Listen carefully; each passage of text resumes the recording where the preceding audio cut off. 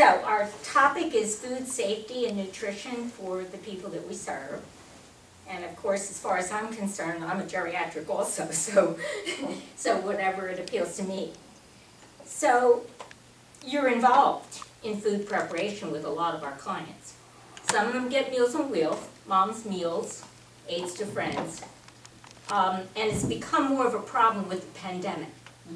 Because in the one area with Glenside Meals on Wheels, they're getting them once a week.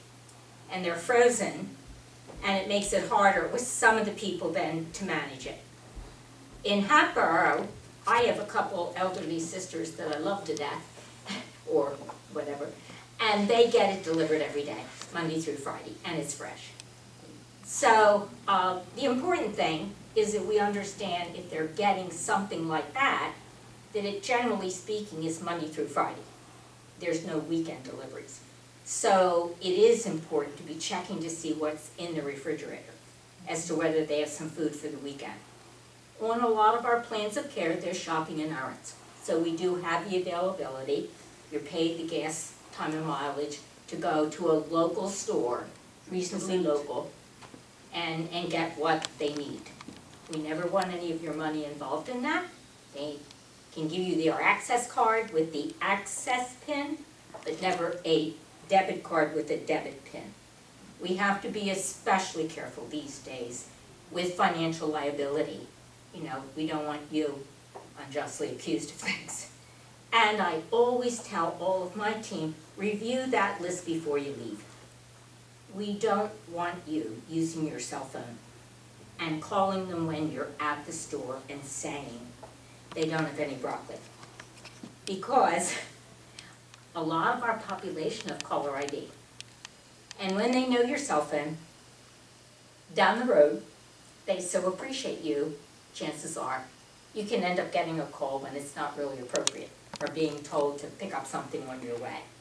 So it's always important if there are problems to call the office first and let the office do the connecting with the client, if there's some kind of concern or problem.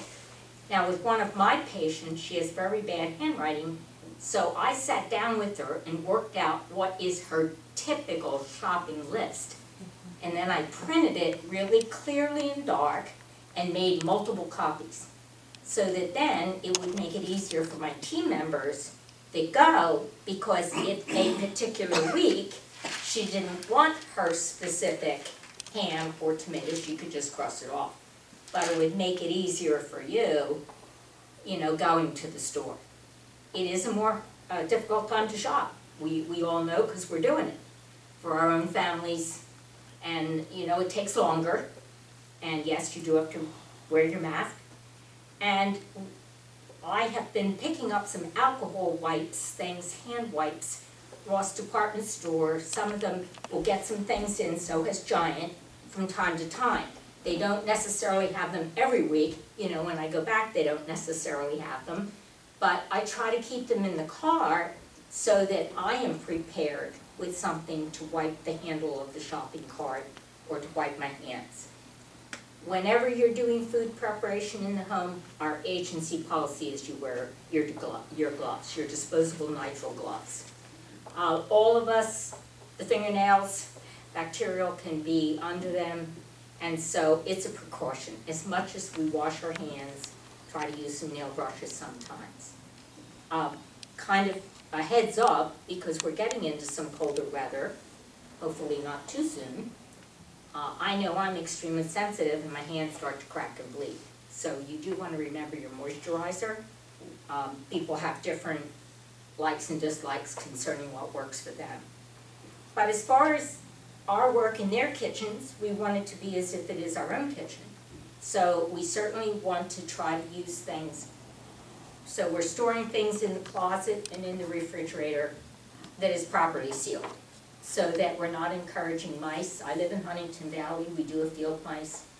I recently opened a new case in Redeemer Village, and she had moved into her apartment and then got very sick and was hospitalized. She had a whole lot of cardboard boxes with food. Tasty cakes. things that our little local field mice would just love. I offered to donate, to go to Walmart and buy some containers so that we would have lids, but she had a better way to handle it and she has taken care of it. But I do try to be proactive in helping you deliver services, you know. So it is important, if there are things that you see when you start a new case and they're leaving food raw out, uncovered in the refrigerator, see if you can put it on the shopping list, because most of the grocery stores have some things and you don't have to buy the most expensive thing. But there are certainly things that food can be put into that keeps it cleaner. We don't all have the availability to get the wipes. I had stored some things. There are some spray cleaners available. I'm seeing more now in the stores. So it is our responsibility to be wiping their microwave or their counters. Bathrooms and kitchens, that's a big area for any kind of exchange of germs. And so what we can do, washing their kitchen towels, their pot holders, and actually sponges can be put in dishwashers, or if sponges are really deteriorated, it's the time to get some new ones. I'm always concerned for you. You're fixing food and I don't want you cut. In the time that I've been here, we did have one home health aide that cut herself with a big knife. I want you using proper equipment so that you're not picking up something when you're cooking. Hot oil, you need a proper utensil, and these are quite reasonable. Marshall, Home Goods, TJ Maxx, and I think a lot of our clients can actually afford one or two things if you make the suggestion to them, put it on their shopping list, and if they can't, bring it to Kim's attention or my own. Because I have, you know, a salaried position and I have a flexibility in making my visits and going out. So I do think I get to the Walmart on Blair Mill Road usually about once a week. So, and I'm certainly willing to do what I can. Pot holders, they're kind of harder for me to find because a lot of them are for bigger hands. I think it is important that you get pot holders that fit you well, that work for you well. And again, I think these are pretty much readily available. If you are doing microwave, you do want a cover. You can't control what other family members are doing, and you can't control the whole family situation. So the microwave has to be cleaned as the rest of the kitchen, but something like a simple cover can help make your job a little bit easier and keep everything a lot cleaner. We use dustpan brushes for a reason, because mice like crumbs. So do ants. Some people are more attentive to these details than others. I always find that after my husband makes a sandwich in the morning, there are a lot of breadcrumbs on the cutting board. So before I'm leaving for work, I'm taking the sponge and making sure they're wiped off. $4, $3.99, not $12.99. So again, these are things, and some of them have a longer handle so that you can sweep up the floor. Those weekly chores or daily chores, you're very experienced. And we understand that when people are blind, then we have more wipe up. But otherwise, we generally look at cleaning the kitchen well once a week, cleaning the bathroom, if you're showering every day, so that you don't fall and they don't fall. Because bathrooms are a very high accident place. So, storage of food. Right now, I've got a problem with our refrigerator. So, the temperature of the refrigerator is important. The cleanliness of the refrigerator. So, it is on plans of care. I don't look at their cleaning the refrigerator every day, but I kind of look at it once a month, and I always say if the patient, client can be part of that, so that they can direct But when they have Meals on Wheels, if you don't rotate those things, they end up with sour milk, tuna fish that's 2 weeks old. So thank you for that attention to detail, that they don't become sick. Many of them have poor eyesight, so they're not going to pick up on the things you do. And as we know, as we get older, we sometimes lose our taste and smell. So while you wouldn't prepare a certain food, you would realize it was spoiled right away. They might not, and they might try to microwave it and get sick. So the one handout that I gave you is really very specific about how long you can keep certain kinds of items. Obviously, it can depend upon the store, and most stores do date. You're buying something from the deli, the sliced ham or the coleslaw, there usually is a date there. So obviously, if the refrigerator isn't cold enough, then it's going to spoil sooner. And obviously, if people aren't wearing gloves and being clean about how they're handling the deli stuff, there's going to be more trouble. The CDC, we give a food safety test, and you may remember it. Some of you have been with us for quite a while, some may not. And the CDC says that you should not leave food out more than 2 hours. Now, if it's 92 degrees and nobody's got air conditioning, maybe we'd want to not leave it out for 2 hours, but that's the general rule. I worry about you. You're trying to take care of the patients and trying to make sure that they're eating. But I've had some very wonderful people on my team that have ended up in the hospital because they're dehydrated and they're not eating. They've started out their day and with no breakfast. So some people I realize are not breakfast people, but then I say you need to handle that some way. Whether it's peanut butter, whether it's a hard-boiled egg, whether it's some kind of a breakfast bar. And you need to look at the protein intake and the fluid intake, meaning water, a good fluid intake, and actually they've said that you can sometimes get better fluid intake from milk than you can from water. So I'm still a milk drinker. But if you need a cold pack, I'm on the lookout for those things too, because I want you to take the time to take care of yourself. You can't continue to minister to others if you end up sick. And right now especially, all of us feel concerned because we know there's a lot out there, and we are trying to avoid it. So the old-fashioned washing the hands and wearing the masks are something that we all should be doing. We do put the sanitizer in. When we do leave people, it's good that we've been, if they're immobile, not able to get back to the kitchen, that we're leaving some cold water for them. If we're serving them some soup or a warmer beverage, that we're serving it to them in something that's safe. And there's a lot of these things that are available at Walmart and stores now, and they're not expensive. When Kim and I do the food safety with any new employee, we talk about specific things. And one of them is salmonella. When I talk about salmonella, what comes to mind?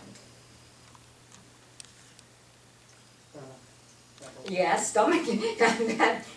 Yeah, okay. Any particular foods? Chicken. Exactly, Ruth. Raw food. Raw chicken and raw egg are at the top of the list, but they're not the only things on the list. Right. They actually now have had peanut butter, through a certain company. They had spinach one time, cantaloupes that weren't being washed properly, and salmonella and stomach don't like each other. Right. So, and salmonella can be a very, very serious infection. And not only vomiting and diarrhea, but there have been people that have been close to death. We feel that probably most of the food poisoning in the United States in a year's period of time is over at least 100,000, and a lot of it is salmonella. But it's not the only one. Now, we're thinking about Thanksgiving, but I don't know, we're thinking about it a very different way this year. But there's one in particular that they associate with turkey. I don't know whether you've ever heard of listeria, but that's more associated with turkey. When I say E. coli and McDonald's, what comes to mind? Burgers. E. coli, ground meat. We pasteurize milk and orange juice for a reason. Because in farms, cow feces can get into the milk. So these things have been done nationwide for a reason, a good reason. Especially the people we serve, elderly people and babies, it could be life-threatening. So I want you to remember E. coli. So we're handling raw hamburger meat, we're making hamburger patties, and we're washing our hands very carefully, and we're washing the surfaces all involved, and we're cooking the hamburger to a good temperature. Botulism. Does something come to mind with botulism? Cans. Botulisms are spores. And when people do their own gardening and canning, I had a girlfriend growing up in Roslyn, and they had a big vegetable garden and they canned. Just preferred to go to the grocery store. But back when everybody depended upon what their garden grew in the summer and what they canned at the end of it, that was their food for the winter, botulism was more of a problem. Because botulism spores are in the soil, they're in ground. And so if you didn't properly sterilize those glass jars and get a vacuum seal, and you were doing your stewed tomatoes or whatever, you could end up getting botulism when you tried to cook them. Sharon mentioned cans, because when I grew up, that was much more, you know, it was canned Campbell soup, canned beans. It was only beginning to be frozen vegetables. So my mother always used to say, you never buy a can that looks rusty or dented. And if you open the can, and this is important with people we serve, because sometimes they push things back into their pantry closet, and maybe you can read the expiry date on it, but the fact of the matter is that soup might be pretty old. So if you open it and you don't like the color and you don't like the smell, it's so much better to throw something out than to chance it.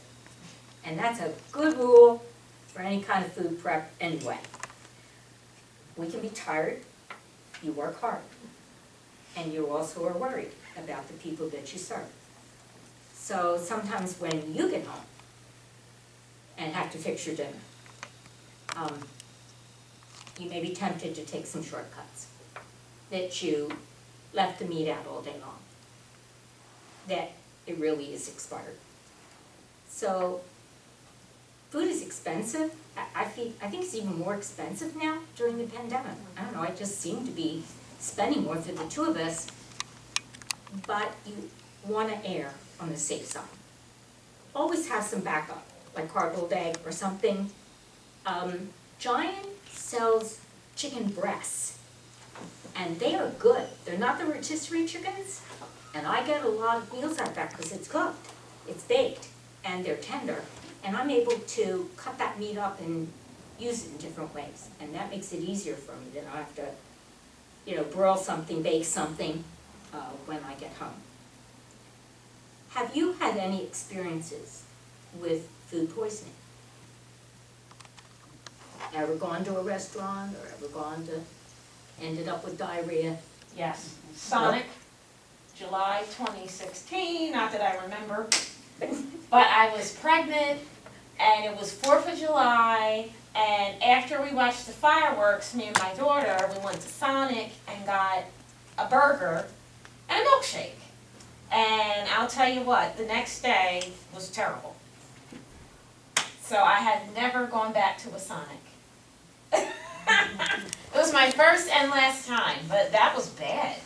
It was really bad. My husband and I went to a Japanese restaurant in North Wales, several years back. And I ordered tempura, shrimp tempura, and he ordered something similar. We both were up all night long. Oh, you're kidding. Diarrhea. So it's pretty evident. I know in talking to Sam one time about a situation at a certain restaurant, he said, because he's been in the food industry before in the past, that sometimes people are washing their salad greens in the same sink, that they've been also preparing raw fish or meat. So, and you'll know it, because like Sharon said, your stomach's going to tell you. Yep. And it's going to tell you maybe in some dramatic ways. If it doesn't pass quickly, you want to be careful of dehydration with the vomiting and the diarrhea. But if you don't start to turn the corner and feel better next day or evening, you do want to pay attention. Because some of the strains from these food poisonings can be very serious. So normally, you get through a 24-hour period miserably, and normally, you know, you're able to repair. Well, Ruth has helped us with this presentation because she, as one of our team, and all of you, have been cooking for a lot of years. And you've been taking care of old people a lot of years. And I'm going to try to put this so that you can see it better. So I think what I need to do is move away some of these other props. So I'll put them so you can see this better.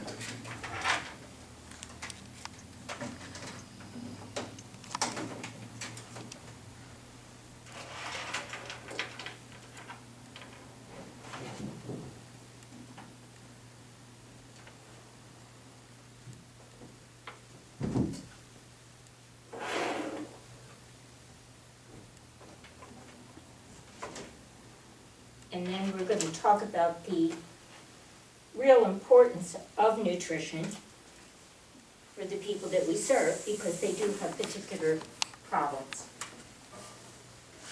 So, let's see.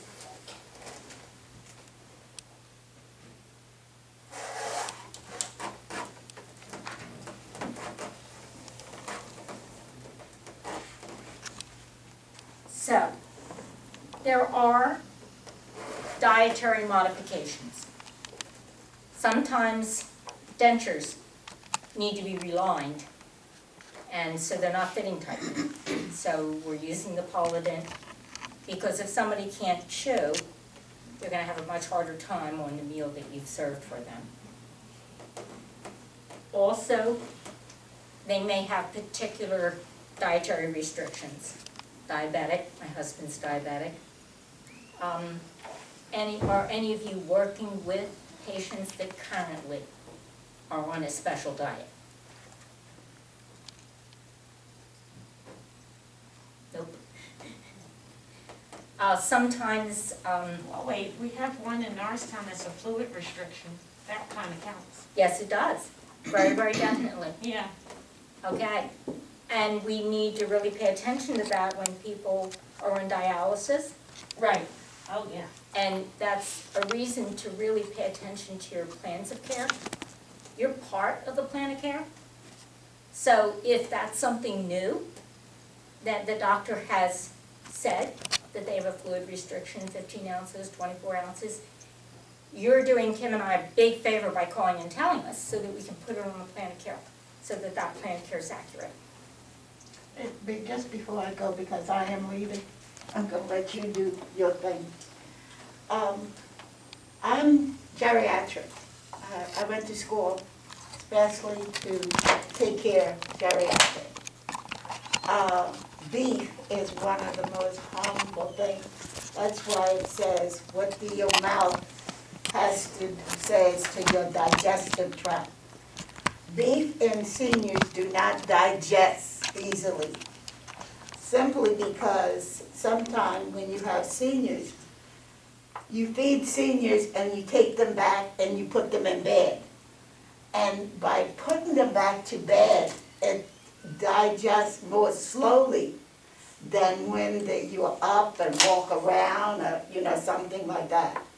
So, especially in seniors, beef only should be served once a month because of the fact that by then, it will, your digestive tract will grind them up.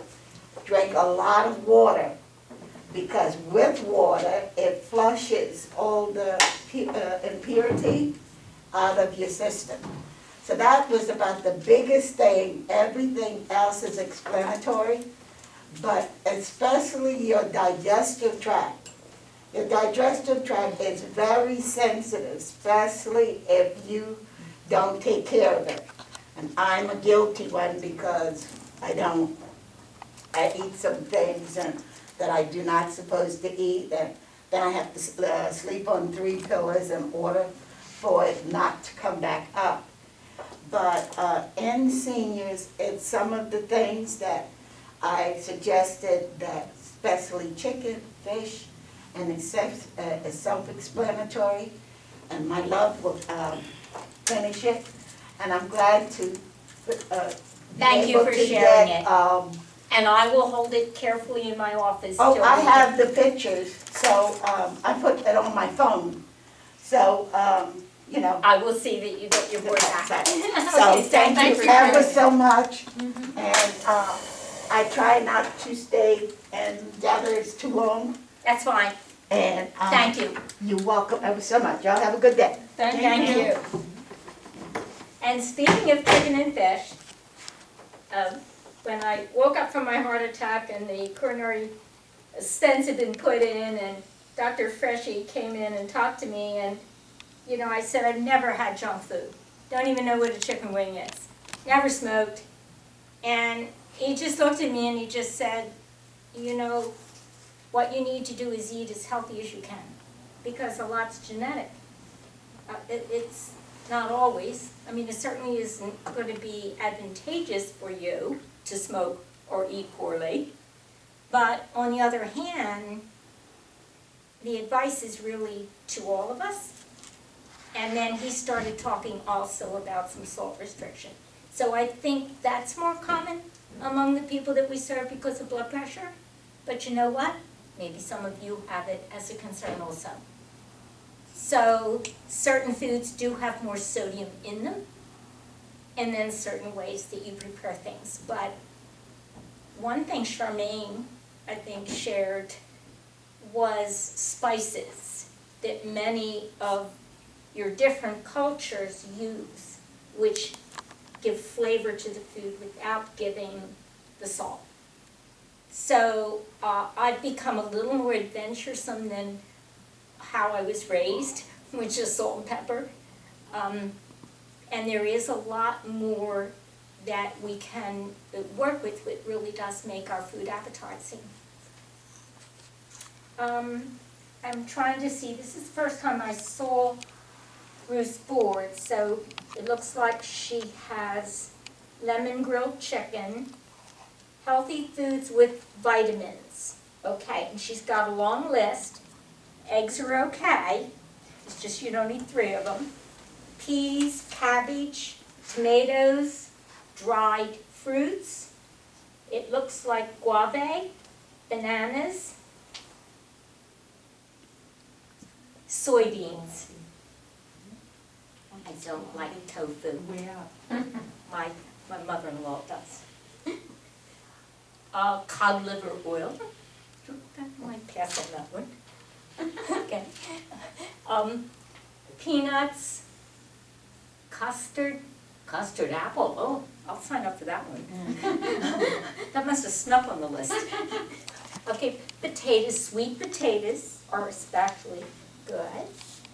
Carrots, milk, liver, whole grain cereals, cheese, fish, and lemon. Turnips, lettuce, almond? Almonds are very good. A Sunlight. lot of the green leafy vegetables give you more calcium than milk. Yes, Yeah, broccoli, broccoli. you might surprise people. Yeah, when my daughter broke her elbow, and I sort of knew it anyway by being in healthcare, the doctor told us, even though my kids don't drink cow's milk, to avoid the cow's milk and to build her bone structure back, to give her the strawberries have a lot of calcium and also help you move your bowels. I didn't know that at all about a strawberry. And then, of course, your spinach, your lettuce, your collard greens, your turnip greens, your mustard greens, kale, pack a lot of protein and calcium for you to build strong bones. That's very, very good. Yeah. Very good for us to think Yeah. about. I have a question because after my heart attack, they put me on Berlin to, a super duper blood thinner, but they did not say anything about not eating dark leafy green Yeah, vegetables. I wonder. So is it just Coumadin? Is it just I think Wayfarin? I think that's what it is, because something with that drug and the green leafy in the blood just doesn't work. Because I Yeah. think still some of our patients are on warfarin. Yes, and they have restrictions, especially with the dark leafy Absolutely. vegetables. So, So- but I Yeah, was not given it. I think it's just specific to Restrictions. Coumadin. Yeah. Let's see what else here we have. Okay, things that our body needs to function: water, carbohydrates, protein, fats, vitamins, minerals.